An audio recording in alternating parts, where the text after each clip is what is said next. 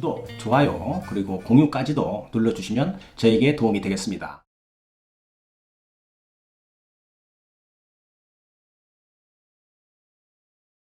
안녕하십니까. 언제나 그 새로운 소식, 유익한 정보, 그리고 확실한 결론까지로 교통사고 피해자에게 도움을 드리는 육장TV입니다. 오늘은 교통사고의 조기 합의에 대해서 알아보는 시간을 갖도록 하겠습니다. 김 PD님, 조기 합의는 어떤 합의라고 생각하시나요?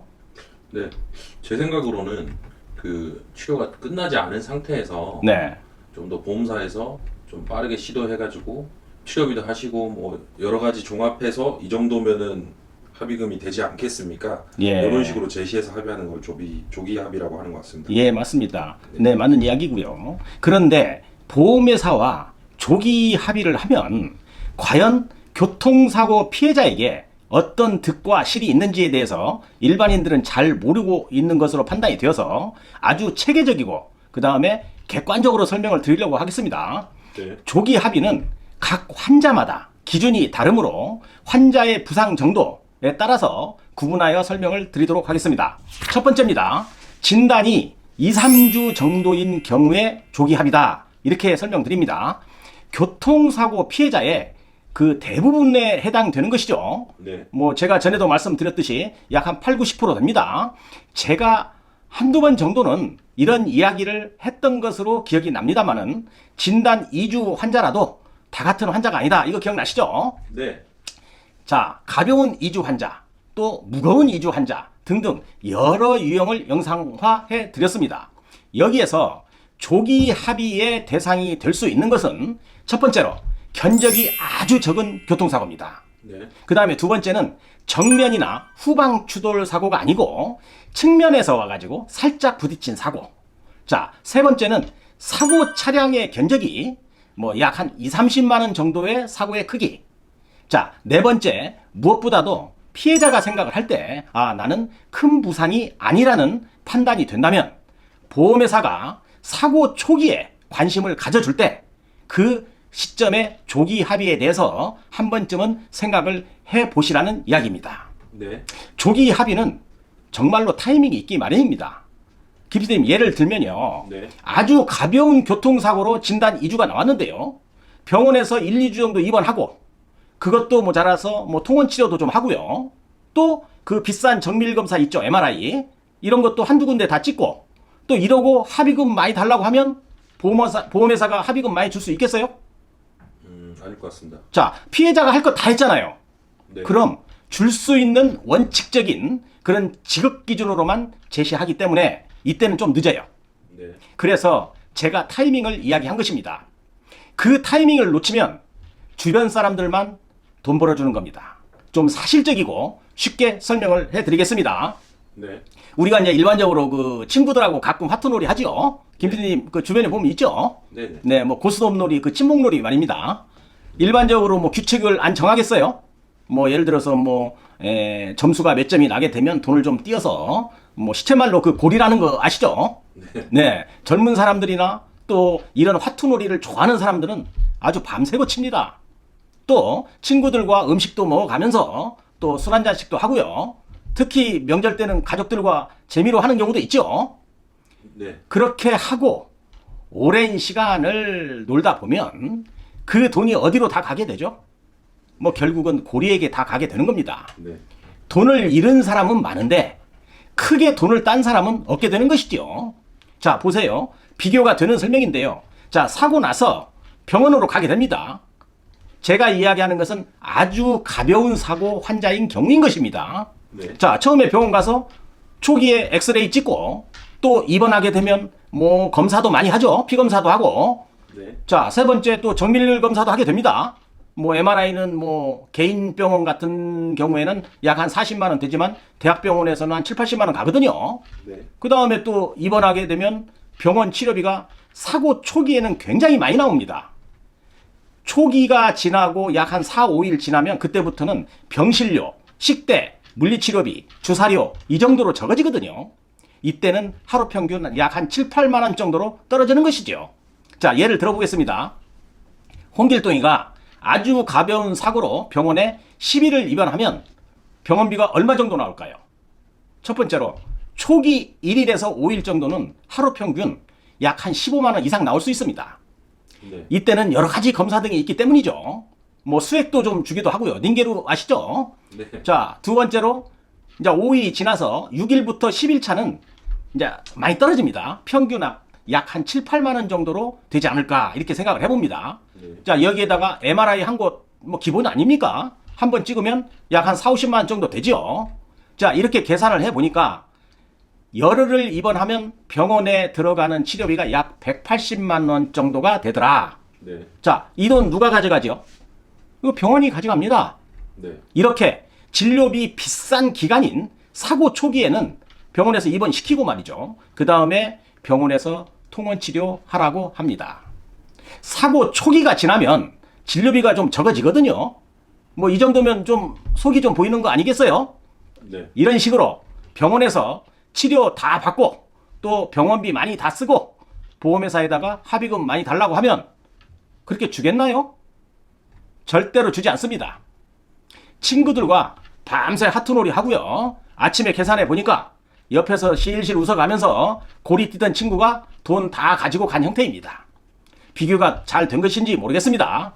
자, 그러므로 사고의 크기가 아주 경미하거나 충격이 적어서 그만한 이주 환자라면 사고 초기 보험회사 담당자와 위에 설명드린 내용을 조목조목 비교하면서 병원에 줄 치료비를 나에게 주면 내가 그 돈으로 충분히 내가 하고 싶은 치료를 받겠다 하면서 조기 합의를 유도하는 것도 아주 좋은 합의 방법이라고 생각이 됩니다. 자, 그럼 병원으로 지급되는 병원비 약 한 200만 원 되죠? 네. 그 다음에 뭐 위자료도 좀 있겠고요. 향후 치료비 이런 걸 더해서 적지 않은 합의금을 받을 수 있는 것입니다. 그런데 이런 치료 기간 다 지나고 합의금 많이 달라고 하면 주나요? 하늘 두 쪽나도 안 줍니다. 치료 다 받으면 합의금 이 정도 주는 겁니다. 제가 계산해 봤거든요. 김피디님. 네. 자, 위자료 있죠. 자, 입원 기간 일실 수익. 그 다음에 통원 교통비 해서 주는 겁니다. 얼마 안 줍니다. 치료 다 했으니까요. 자, 계산해 보면 이게 약 한 100만 원 정도 됩니다. 어바웃이죠. 네. 자, 그래서 사고 초기 경미하다고 판단이 되면 위 설명한 병원 예상 치료비죠. 약 180만 원으로 제가 뽑아놨죠. 네. 그 다음에 위자료 한 15만 원, 또 향후 치료비, 또 교통비 이 정도 해서 약 한 250만 원 정도 예상이 되거든요. 이 금액 달라고 하면 되는 겁니다. 협상을 잘 해서 그 이상도 요구할 수 있는 것이고, 아무튼 내 권리는 내 스스로 찾아야 한다는 것입니다. 이 금액이 보험회사에서 매우 싸게 종결하는 합의 형태가 될 수도 있고요. 피해자에게는 어느 정도 도움되는 조기 합의가 될 수 있는 겁니다. 그래서 심한 부상이 아닌 경우에는 조기 합의도 나쁜 합의 방법이 아니라는 것을 강조드린 것입니다. 어때요, 김 PD님? 나빠 보이지 않죠? 네. 뭐 이 정도면 뭐 사고 초기에 빨리 합의하고 또 자기가 하고 싶은 치료를 받을 수도 있는 것이죠. 자, 두 번째입니다.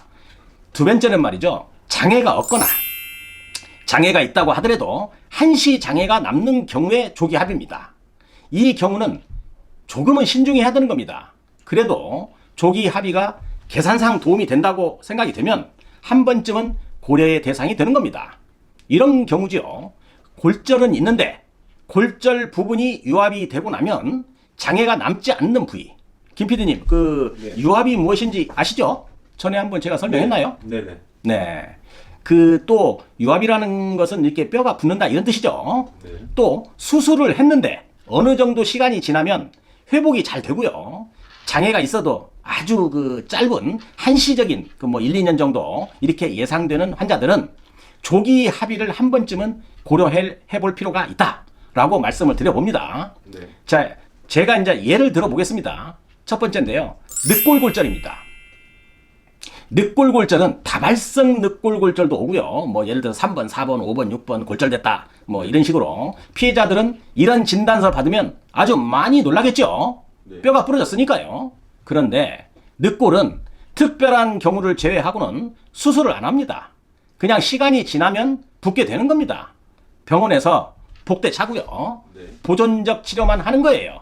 이런 골절은 장애가 남지 않는 것입니다. 병원에서 복대 차고 병원에서 주는 밥 먹고 기다리면 뼈가 붙는 거예요. 네. 두 번째입니다. 비골골절이죠. 김 PD님, 비골이라고 그러면 우리 몸에 두 군데인데 하나는 코고요. 네. 그 다음에 하태굴에 비골이 또 하나 있습니다. 네. 네, 여기선 코를 의미합니다. 네네. 코가 골절이 되면 코를 바로 잡아주는 치료를 합니다. 뭐 수술까지는 아니고요. 뭐 이걸 시술 정도로 보는 겁니다.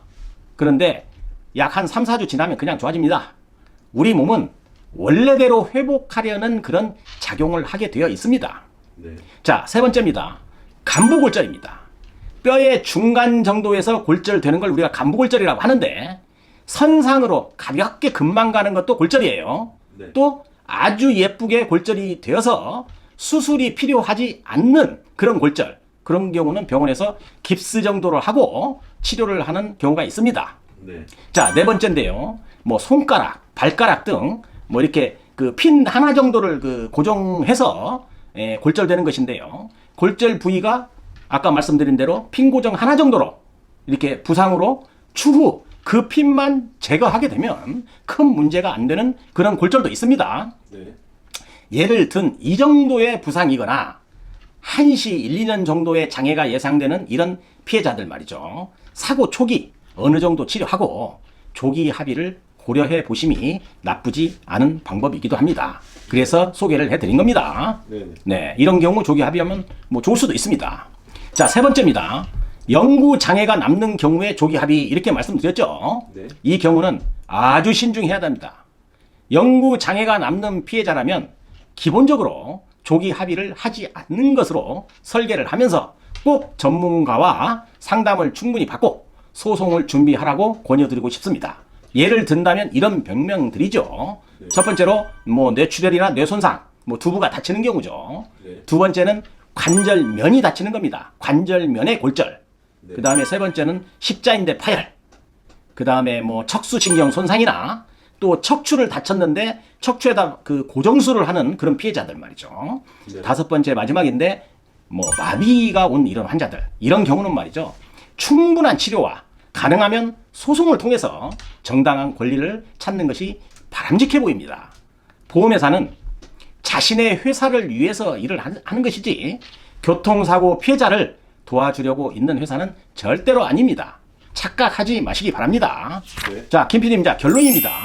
교통사고에 조기 합의하는 경우에 대해서 설명을 드렸는데요. 가능하면 전문가와 상담도 해보시고요. 또 조기 합의로 방향을 잡는다면 보험회사의 직원과도 소통이 잘 되어야 합니다. 뭐 누이 좋고 매부 좋은 거예요. 그때는 보험회사도 매우 호의적으로 변하게 되는 겁니다. 사건이 빨리 좀 종결이 되어서 좋겠고요. 보험회사도. 또 많은 치료비가 병원 측으로 흘러가지 않을 것이고 보험회사 직원도 이런 경우는 회사에서 좀 이쁨 받지 않겠어요? 네. 조기 합의했으니까요.